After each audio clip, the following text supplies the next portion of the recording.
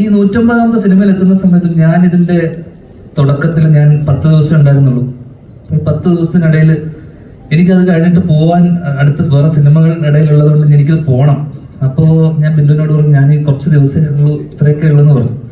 അങ്ങനെ പാതി വഴി എന്നെ കാനഡയ്ക്ക് പറഞ്ഞയച്ചു, ഇത്രയും ദിവസത്തിനുള്ളതുകൊണ്ട്.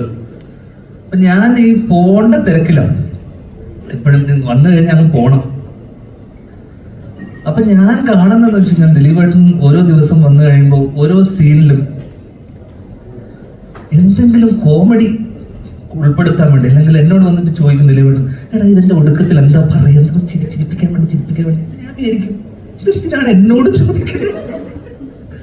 എപ്പോഴും ഞാൻ എന്റെ അവസ്ഥ എന്ന് വെച്ചാൽ അക്കരയില് അച്ഛനൊരു തൂണും ചാരിന്നിട്ട് പോപ്കോൺ കഴിക്കുന്ന സീൻ ഞാൻ ഇത്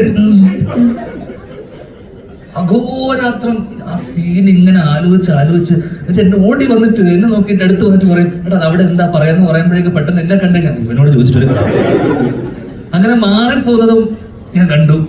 അപ്പൊ ഞാൻ മാറിയെന്ന് ആലോചിക്കുക, എന്തിനാണ് ഷാരിസ് എഴുതി വെച്ചിട്ടുണ്ട്, കൃത്യമായി ഇത് ചെയ്യുന്നുണ്ട്. അതിനിടയിൽ ഒരാൾ ഇങ്ങനെ കിടന്ന് എന്തിനാണ് ഇങ്ങനെ ആലോചിച്ച് ടെൻഷൻ അടിക്കുക. ആവശ്യത്തിനധികം ടെൻഷൻ വേറെ ഉണ്ടായിട്ട് പോലും ഇതിനിടയിൽ ഈ ടെൻഷനും കൂടെ എന്തിനാണെന്ന് ഞാൻ ഒരു ദിവസം പറയുന്നു, നമ്മൾ ഇത്രയും ആത്മാർത്ഥത വേണോ?